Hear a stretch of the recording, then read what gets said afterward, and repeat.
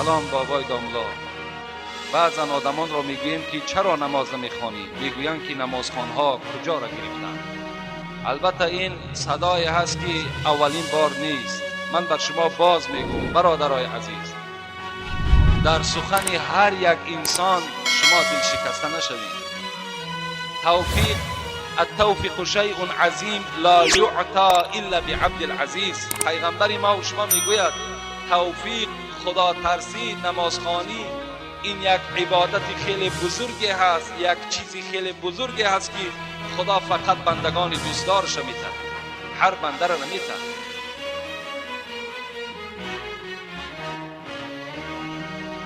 اذا القوا فيها سمعوا لها شهيقا وهي تفور تكاد تميز من الغيظ كلما ألقي فيها فوج سألهم خزنتها ألم يأتكم نذير قالوا بلى قد جاءنا نذير فكذبنا وقلنا ما نزل الله من شيء إن أنتم إلا في ضلال كبير. صدق الله العظیم. سوره تبارک، سوره ملک که ما و شما میخونیم، وقتی که دوزخیان در دوزخ پرتافته می شود میگد سمیعوا لها شهیقا. دوزخ میگد به منزله که در پیش یک خر کمی جو می پرتای یا اینکه جو از دور میبیند و یک هرهر دارد، بعد آواز خچه بلند میکند. وقتی دوزخی میگه در چای دوزخ پرتافته می شود، اول دوزخ همتا یک هرهر دارد. وقتی دوزخی تا چند پایان رفتن که گرفت سمیع لها شهیقا و هی تفور، چنان هنگست میکند این دوزخ که حتی میگد نزدیک است که از غضب دوزخ پاره پاره شود. با آمدن دوزخی خشنود می شود. از خرسندی که دوزخی در داخل او داخل شد، این میگد صدای بلند میزند و ملائکه هایی که در اون داخل دوزخ، ملائکه های عذاب میگویند. آنها چی میگویند؟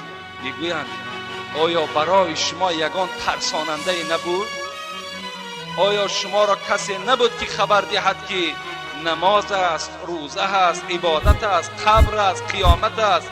آیا در بین شما نبود؟ اینا چی میگویند؟ میگویند بود در بین ما، لکن ما میگفتیم این سخنهای شما افسانه هست. ما میگفتیم که نمازخوانها کجا را گرفتند. این گونه صداها میدادیم.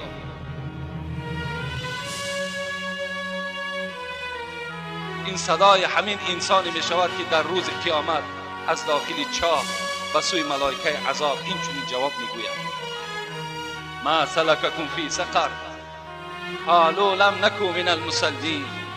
دوزخی‌ها را خداوند از یک جانب میگذاشته است و بهشتی‌ها را از یک جانب. در قرآن میگه خدا در پاره 29 از قرآن است، میگفته است جنتی‌ها از دوزخی‌ها میپرسیدند ما سلککم فی سقر، چی شد که تو دوزخی شدی؟ تو در همراه من بودی، تو هم تاجیک بودی، تو هم خودت مسلمان میگرفتی، چی شد که امروز تو دوزخی شدی؟ چی میگفته است؟